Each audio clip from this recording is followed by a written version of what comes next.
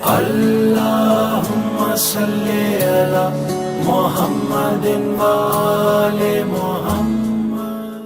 اعوذ باللہ من الشیطان اللعین الرجیم. بسم اللہ الرحمن الرحیم. رب اشرح لی صدری ویسر لی امری واحلل عقدۃ من لسانی یفقہوا قولی.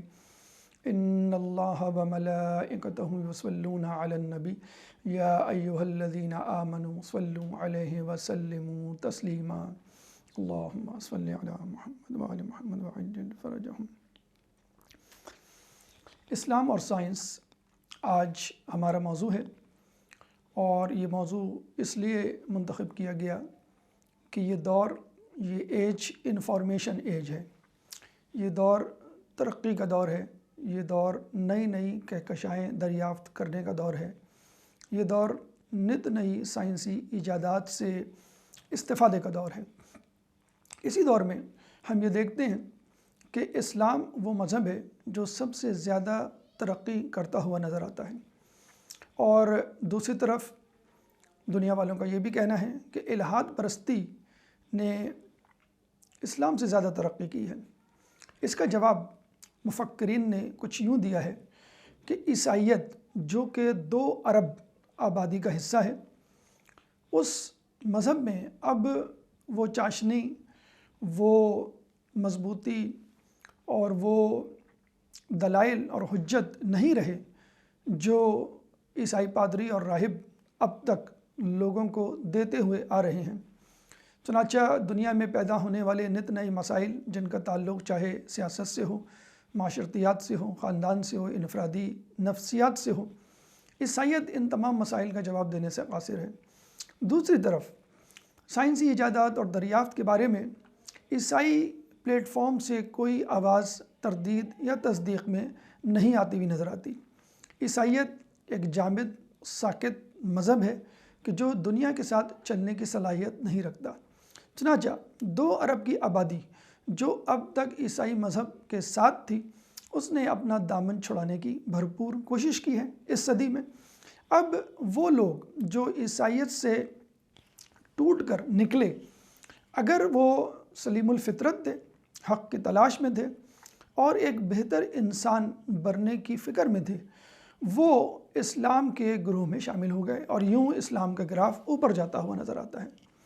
دوسری طرف ہم دیکھتے ہیں کہ وہ لوگ جو شقی القلب تھے، گناہوں میں آلودہ تھے اور نفس پرستی کا شکار تھے، جب انہوں نے عیسائی مذہب میں ان تمام مسائل کا حل نہیں دیکھا، لیکن چونکہ ان کے گناہ شیطانیت کی طرف مائل تھے، وہ الہاد پرستی کی طرف چلے گئے. چنانچہ 2 ارب کی آبادی میں عیسائیت کے ماننے والے ٹوٹ کر جب عیسائی مذہب سے نکلے تو یا تو انہوں نے عیسائی مذہب کو چھوڑ کر اسلام کو جوائن کیا، یا پھر الہاد پرستی کی طرف نکل کھڑے ہوئے. چنانچہ ہم دیکھتے ہیں کہ اسلام اس وقت پوری دنیا میں سب سے زیادہ ترقی کرتا ہوا مذہب، اور الہاد پرستی اس کے مقابلے میں آپ یوں کہہ سکتے ہیں کہ آنے والے دور کے لیے 2 لشکر تیار ہو رہے ہیں. ایک امام زمانہ کا لشکر جو حق کی تلاش میں ہے اور رہبر کو پکار رہا ہے، اور دوسرا وہ لشکر جو الہاد پرستی کی شکل میں آئندہ دجال کے ہاتھ پر بیعت کرنے جا رہا ہے. آئیے ہم دیکھتے ہیں کہ اسلام میں وہ کیا کشش، وہ کیا جاذبیت ہے، کیا قوت ہے کہ جس کے تحت دنیا میں پڑھے لکھے افراد جو کہ مسلمان نہیں تھے، دھڑا دھڑ اسلام کی طرف آ رہے ہیں.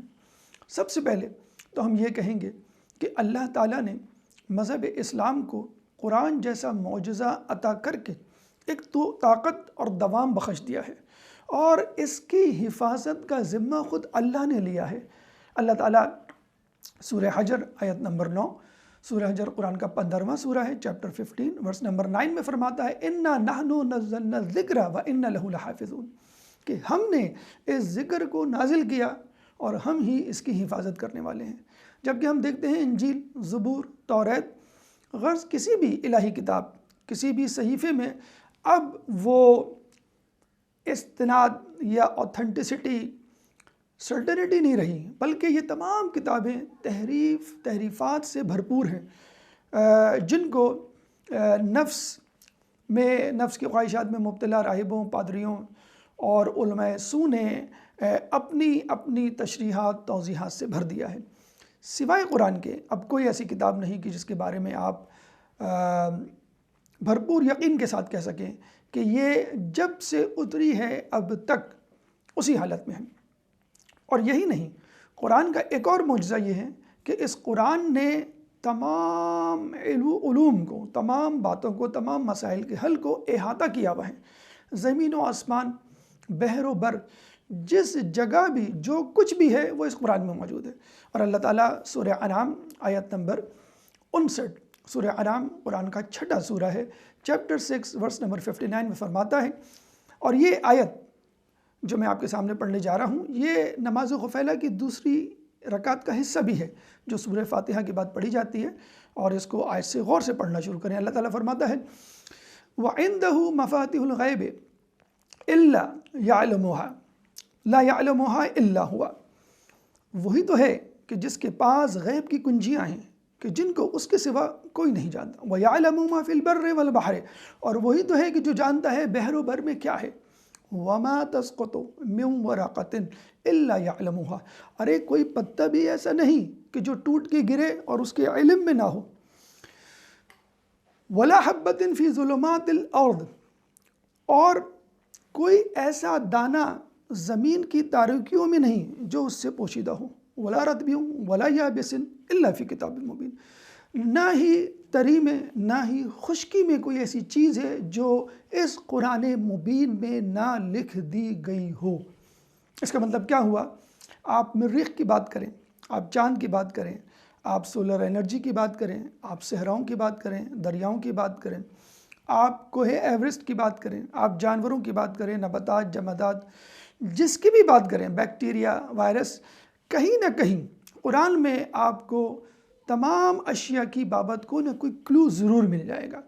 اب یہاں بھی یہ سوال پیدا ہوتا ہے کہ اگر قرآن میں یہ تمام چیزیں موجود ہیں اور اللہ تعالیٰ نے تمام باتوں کی جسے کہتے ہیں کہ کنجیاں اور تمام باتوں کا تذکرہ اشارتاً، کنایتاً، ظاہراً، باطناً اس قرآن میں لکھ دیا ہے، تو کیوں مسلمانوں نے اب تک اس سے استفادہ نہیں کیا؟ اور مسلمانوں کو تو سب سے زیادہ ترقی یافتہ اور غالب لشکر بن جانا چاہیے تھا۔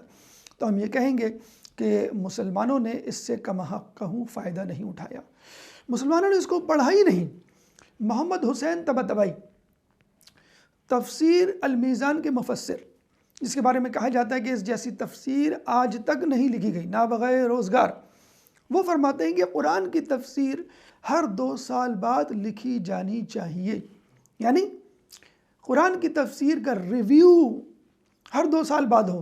ہم دیکھتے ہیں امریکہ، یورپ میں جو اہم کتابیں ہوتی ہیں، جو درسی کتابیں ہوتی ہیں، ان کا ریویو ہوتا ہے، ان کو اپڈیٹ کیا جاتا ہے، اور ان کو ہر سال 2 سال کے بعد نئے انداز سے نئی معلومات کے ایڈیشن کے ساتھ لوگوں کے سامنے پیش کیا جاتا ہے۔ اگر کوئی غلطی ہوتی ہے تو اس کا اعتراف کیا جاتا ہے، اس کا اعادہ کیا جاتا ہے، اس کی تلافی کی جاتی ہے۔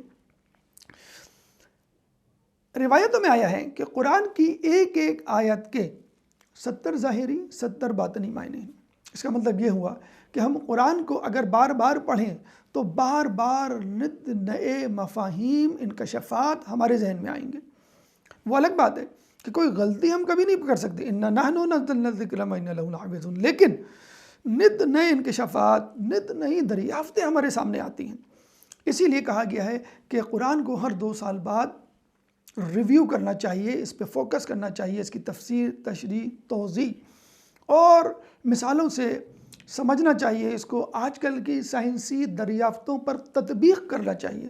نت نئے مسائل سیاسی ہوں، معاشرتی ہوں، خاندانی ہوں، انفرادی ہوں، نفسیاتی ہوں، نفسانی ہوں، جو پیدا ہو رہے ہیں، اس کے لیے بھی قرآن سے ہمیں رجوع کرنا چاہیے۔ لیکن بہت افسوس کے ساتھ کہنا پڑتا ہے ایسا نہیں ہوا، اور اس وجہ سے علامہ اقبال بہت اچھی بات اپنے ایک شعر میں فرماتے ہیں کہ اللہ تعالیٰ نے اس قرآن کو انسان کی زندگی کے لیے پیدا کیا تھا، بھیجا تھا، انسان کی زندگی کے مسائل کو حل کرنے کے لیے پیدا کیا تھا، بھیجا گیا تھا، لیکن اس نے مرنے والوں کے لیے سورہ یاسین پڑھنے کا ذریعہ بنا لیا، مرنے والوں کے بعد، ان کے مرنے کے بعد مرحومین کے لیے ہدیہ کا ذریعہ بنا لیا۔ اس کا مطلب یہ نہیں کہ یہ نہ کیا جائے، مرنے والے پہ آپ سورہ یاسین پڑھیں، مرنے کے بعد اس کو ثواب پہنچانے کے لیے آپ قرآن پڑھیں، لیکن یہ کم سے کم فائدہ ہے جو حاصل کیا جا سکتا ہے۔ زیادہ سے زیادہ فائدہ اس کے مفاہیم اور اس کے دقیق معنوں پہ غور فکر کر کے اپنے مسائل کو حل کرنا ہے، یہ ہے اہم ترین فائدہ۔ لیکن جو مسلمانوں نے افسوس کہ نہیں کیا، اور اگر کیا تو استاد کے بغیر کیا۔ کہ دیکھیے آج کوئی بھی یہ ڈاکٹر دعویٰ نہیں کر سکتا کہ میں نے بغیر استاد کی کتابوں سے پڑھ لیا، کوئی انجینئر یہ نہیں کہہ سکتا میں نے بغیر استاد کے کتابوں سے انجینئرنگ سیکھ لی۔ اسی طرح دنیا کا کوئی بھی شعبہ ایسا نہیں جس کے بارے میں آپ یہ کہہ سکیں کہ میں نے اس پہ ایکسپرٹیز حاصل کی استاد کے بغیر۔ کتابیں اگر سکھا سکتی ہوتی، لوگ خود سے ڈاکٹر انجینئر بن چکے ہوتے، انسٹیٹیوٹس کی اور ٹیچرز کی ہمیں ضرورت نہیں ہوتی۔ ہمارے ایک عالم دین جب جابر بن حیان پر پی ایچ ڈی کرنے انگلینڈ کی یونیورسٹی گئے تو انہوں نے یہ کہہ کے انکار کر دیا کہ ہمارے پاس کوئی سپروائزر نہیں ہے جو اس آرٹیکل پہ، اس تھیسس پہ آپ کو گائیڈ کر سکے۔ فقط اس بات پہ انہوں نے اس ٹاپک پہ کم از کم پی ایچ ڈی کروانے سے انکار کر دیا۔ اس کا مطلب کیا ہوا کہ استاد کی بدرجہ اولیٰ حیثیت ہے۔ لیکن افسوس کے ساتھ ہمیں کہنا پڑتا ہے کہ رسول اللہ کے آخری وقت میں جب اللہ تعالیٰ، اللہ کے رسول نے کہا کہ مجھے قلم و کرتاس لا دو تاکہ میں تمہیں ایک ایسی تحریر لکھ دوں کہ میرے بعد تم گمراہ نہیں ہوگے، تو کہا گیا حسبنا کتاب اللہ۔ رسول کے سامنے استاد عالمین، پوری دنیا کا استاد، افضل الانبیاء رحمۃ للعالمین کہہ رہا ہے کہ مجھے ایک قلم و کرتاس لا دو تاکہ ایک ایسی چیز لکھ دوں جس کے بعد تم گمراہ نہ ہو۔ افسوس کے بعد مسلمانوں میں سے کسی نے نعرہ لگایا حسبنا کتاب اللہ، ہمارے لیے کتاب کافی ہے، یعنی ہمیں استاد نہیں چاہیے۔ حالانکہ واضح طور پہ حدیث ثقلین یہ کہتی ہے انی تارک فیکم الثقلین کتاب اللہ وعطرتی ما ان تمسکتم بہما لن تضلوا بعدی ان یفترق حتی یرد علی الحوض، کہ میں اپنے بعد ایک دو گراں قدر چیزیں چھوڑے جا رہا ہوں، ایک کتاب اللہ اور میری عطرت۔ اگر ان دونوں سے متمسک رہو گے تو کبھی جدا نہیں ہو، کبھی گمراہ نہیں ہوگے، اور یہ دونوں لن یفترقا، ایک دوسرے سے جدا نہیں ہوگی، حتی یرد علی الحوض، جب تک حوض کوثر پہ مجھ سے ملاقات نہ کر لیں۔ اس کا مطلب کیا ہوا؟ آپ کا قرآن پڑھنا ہے لیکن استاد کی شرط کے ساتھ، اور وہ استاد کون ہیں؟ وہ اہل بیت، وہ رسول اللہ کی عطرت۔ اگر آپ نے قرآن پڑھا، آپ کو دنیاوی ترقی تو مل جائے گی لیکن اخروی فائدہ نہیں حاصل ہوگا۔ انسان ترقی تو کر جائے گا، انسانیت ترقی نہیں کرے گی بلکہ تنزلی کی طرف چلی جائے گی۔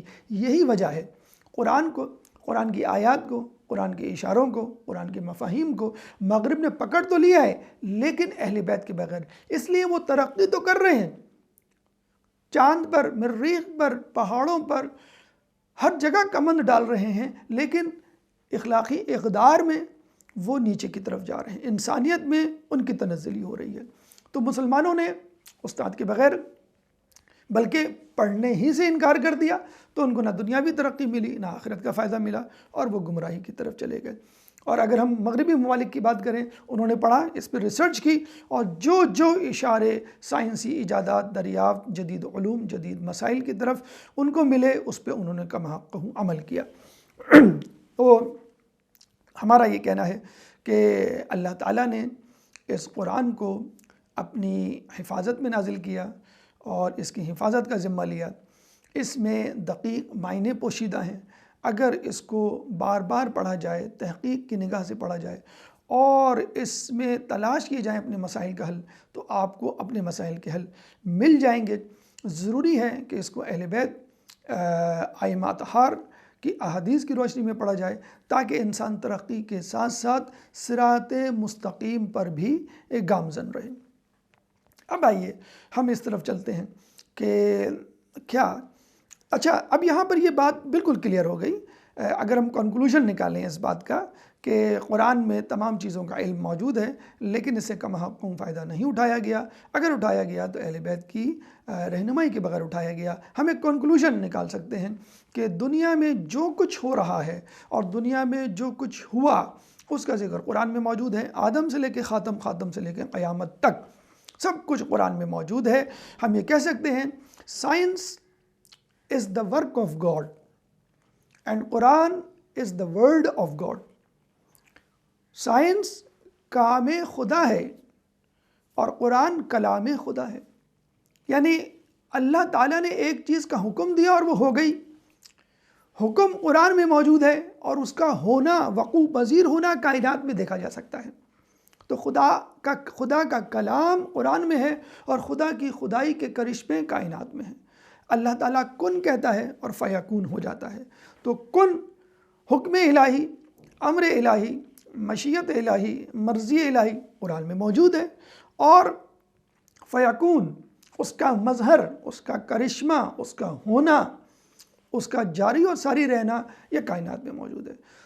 تو ہم کہہ سکتے ہیں نتیجہ نکال کر کہ Quran is the word of God and science is the work of God.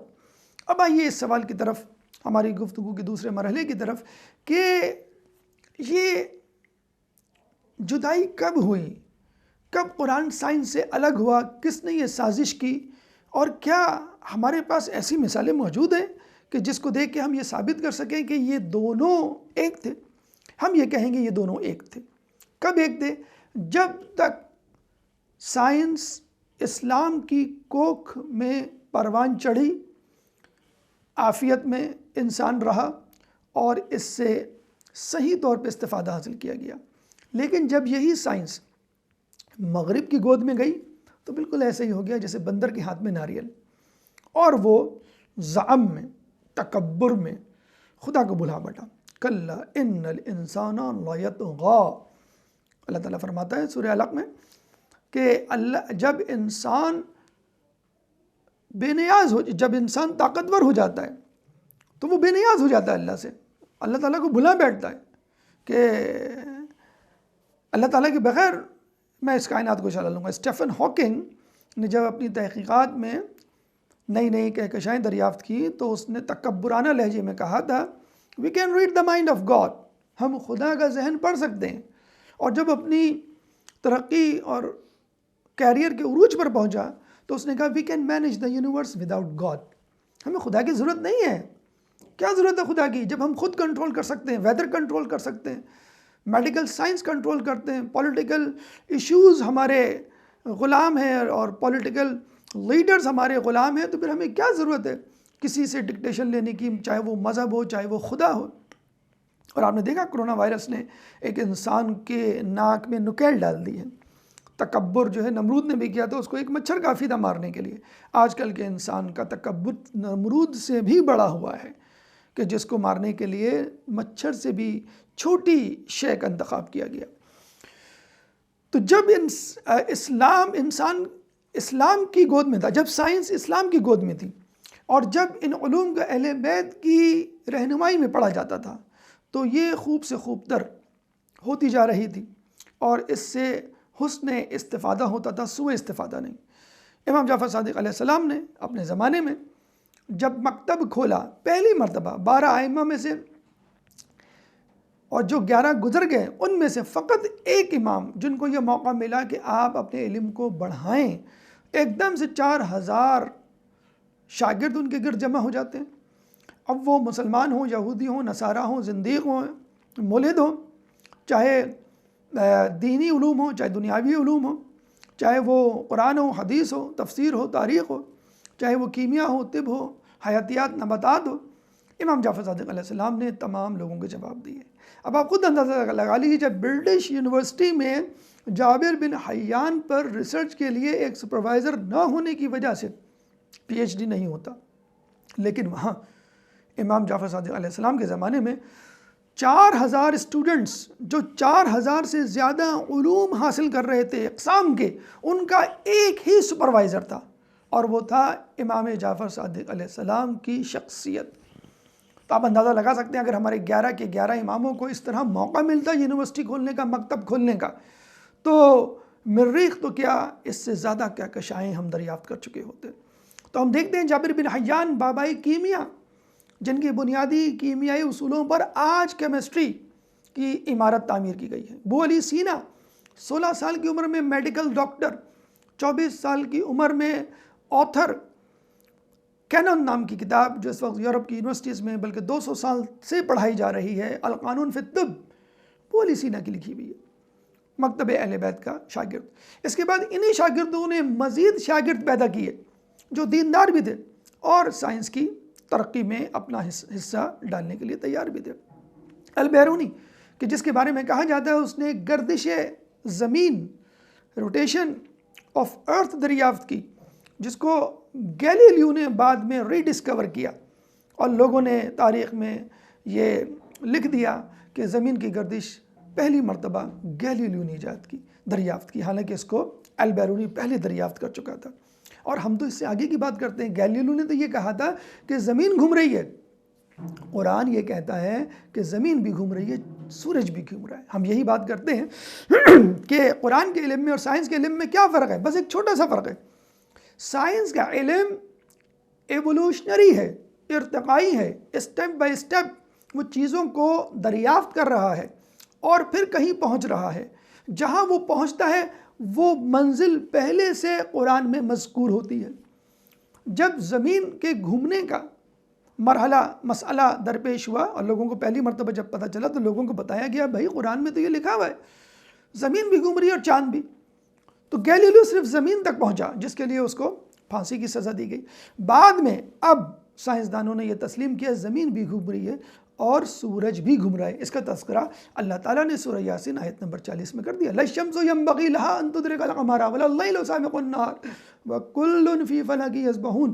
نہ سورج چاند کو جا کے پکڑ سکتا ہے، نہ دن سے پہلے رات آ سکتی ہے، وكل في فلك يسبحون، اور تمام چیزیں اپنے اپنے دائرے میں گھوم رہی ہیں۔ اس کا مطلب چاند، سورج دونوں گھوم رہے ہیں، تمام ستارے سیارے گھوم رہے ہیں، اور یہ کس کا طواف کر رہے ہیں؟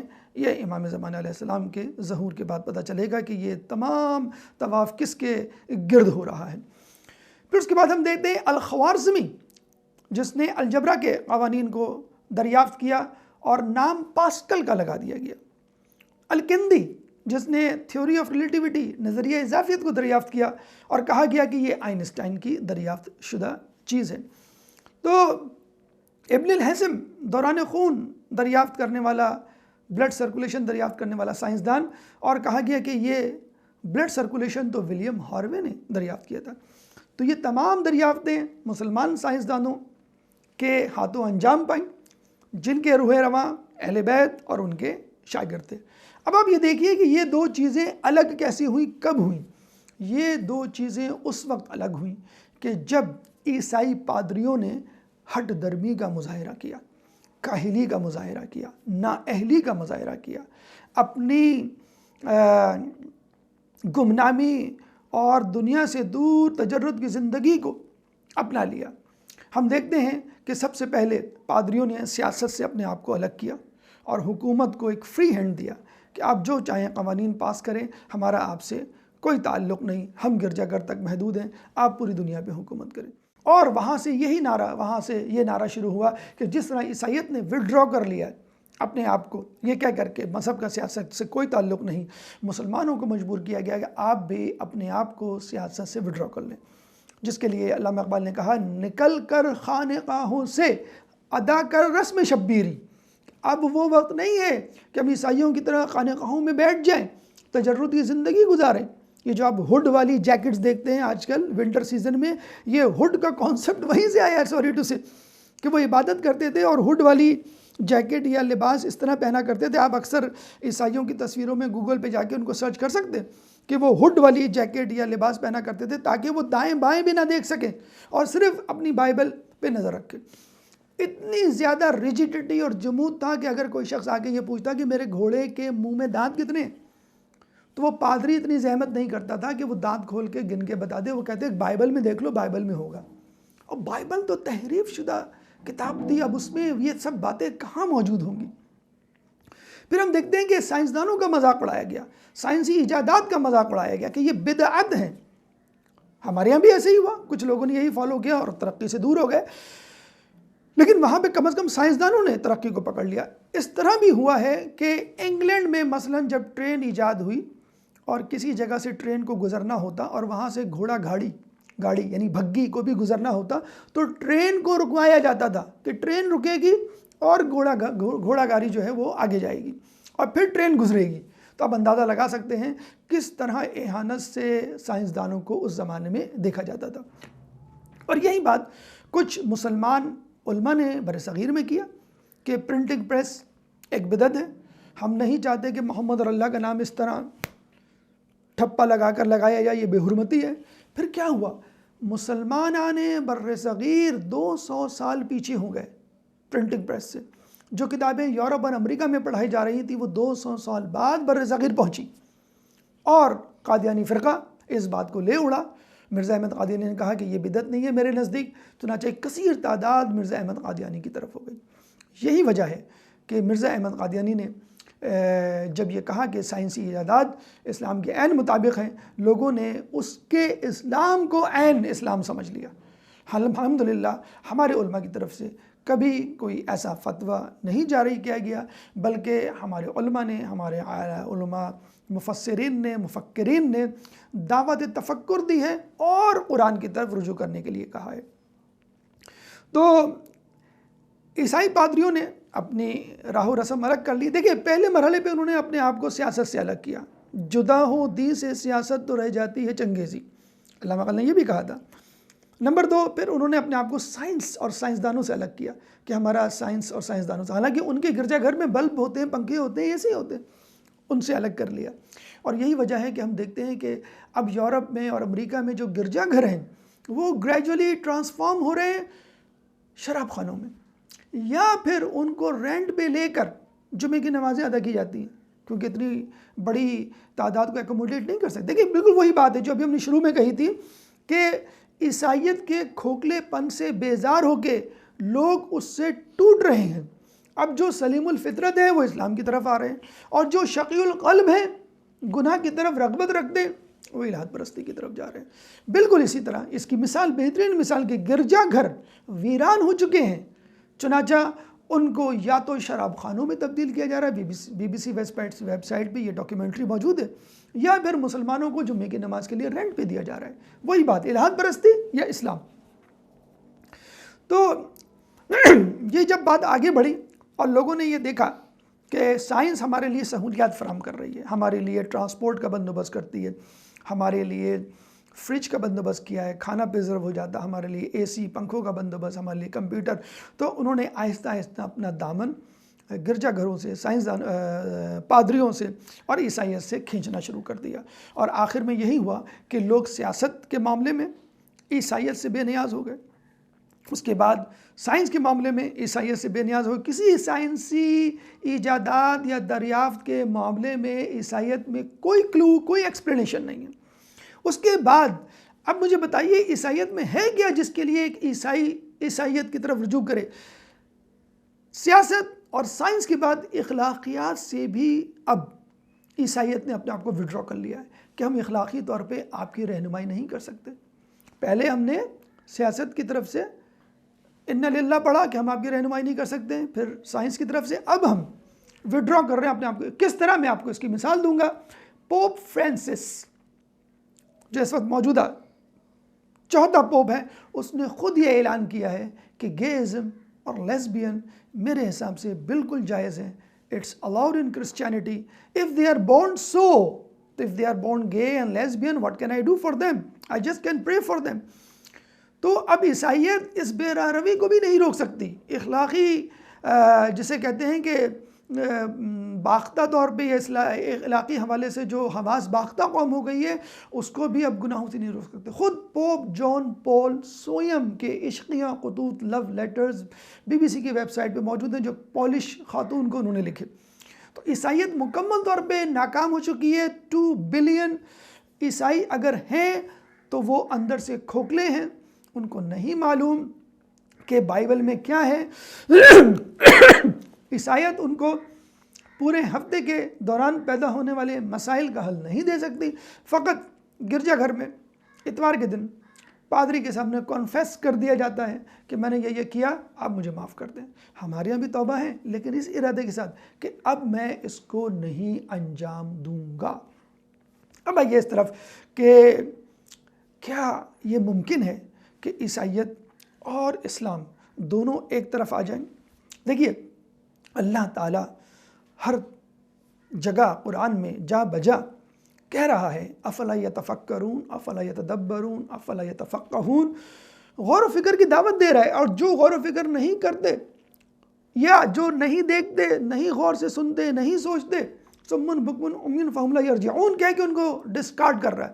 اللہ تعالیٰ تو ان لوگوں سے بھی دلیل طلب کر رہا ہے جن کے بارے میں خدا کو یقین ہے کہ یہ گمراہ لوگ ہیں۔ قل ہاتوا برہانکم ان کنتم صادقین، سورہ بقرہ آیت نمبر 111۔ سورہ بقرہ قرآن کا دوسرا سورہ ہے، چیپٹر 2 ورس نمبر 111۔ سورہ ملک قرآن کا 67واں سورہ ہے، چیپٹر 67 ورس نمبر 3 and 4۔ اللہ تعالیٰ فرماتا ہے ما تری فی خلق الرحمن من فطور من تفاوت، کیا تم اللہ تعالیٰ کی تخلیق میں کوئی تضاد دیکھتے ہو؟ پھر اللہ تعالیٰ فرماتا ہے فرجع البصر هل تری من فطور، پھر تم اپنی نگاہ کو پلٹاؤ اور دیکھو تمہیں کوئی شگاف نظر آتا ہے؟ ثم ارجع البصر کرتین ینقلب الیک البصر، اور پھر دوبارہ اپنی نگاہ کو پلٹاؤ، بار بار پلٹاؤ، کرتین ینقلب، بار بار، اور وہ پلٹ کر واپس آ جائے گی الیک البصر، تمہاری اپنی نگاہوں کی طرف، خاسئا و حسیر، ذلیل و رسوا اور حسرت زدہ، کہ تم نے بہت کوشش کر ڈالی اور اللہ تعالیٰ کی تخلیق میں کوئی فالٹ، کوئی نقص نہیں نکال سکے۔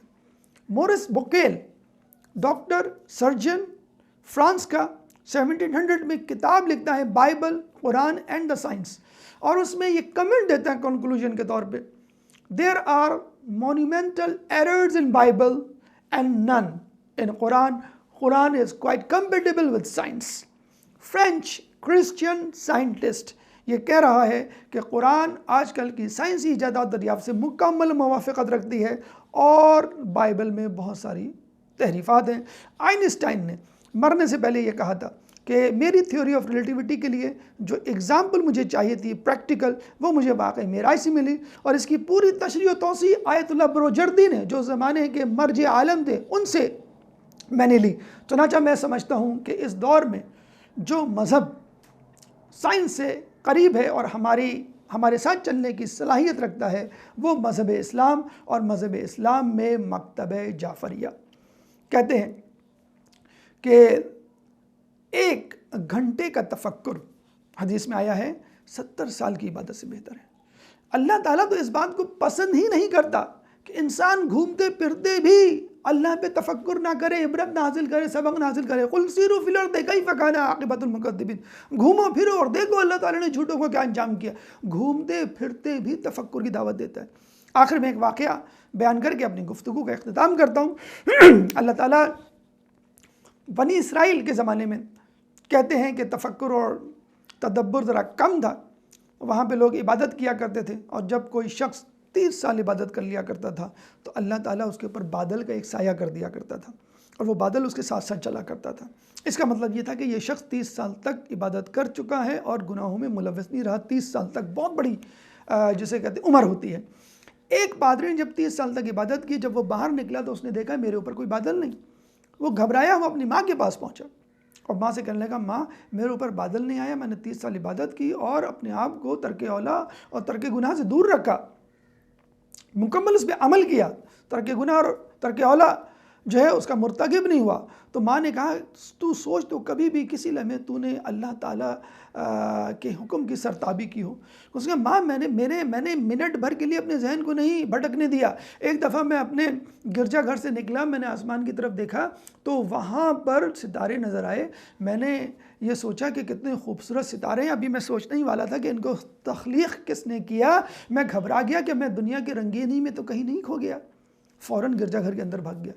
اس کی ماں نے کہا، بس تیرا یہی قصور تھا، تو نے تاروں کو تو دیکھا، تاروں کے مالک کے بارے میں نہیں سوچا، تو نے آسمان کو تو دیکھا لیکن آسمانوں کے تخلیق کرنے والے خالق کے بارے میں نہیں سوچا۔ تو اس کا مطلب کیا ہوا؟ عابد حقیقت میں وہ ہے کہ جو تفکر کرے، اور یہ وہی تفکر ہے جس کی دعوت اسلام دیتا ہے، اور یہ وہی حوصلہ افزائی ہے جس کے لیے اللہ تعالیٰ بار بار کہہ رہا ہے ثم ارجع البصر فرجع البصر، اور جن کے لیے کہہ رہا ہے قل ہاتوا برہانکم ان کنتم صادقین، دلیل سے بات کرو، ہم دلیل سننے کے لیے تیار ہیں، قیامت میں بھی اور دنیا میں بھی۔ تو ہم یہ سمجھتے ہیں کہ اسلام ایک ایسا مذہب ہے جس میں تمام خوبیاں موجود ہیں۔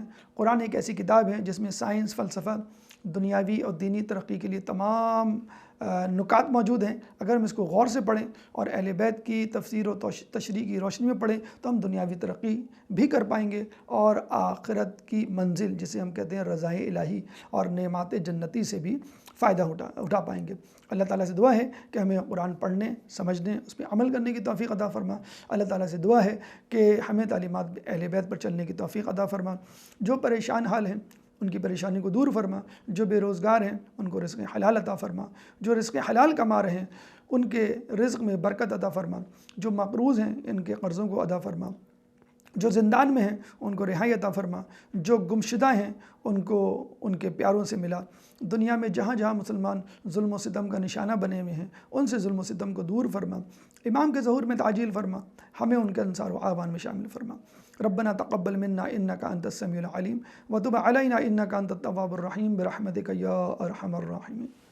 اللهم صل على محمد وآل محمد، اللهم صل على محمد وآل محمد۔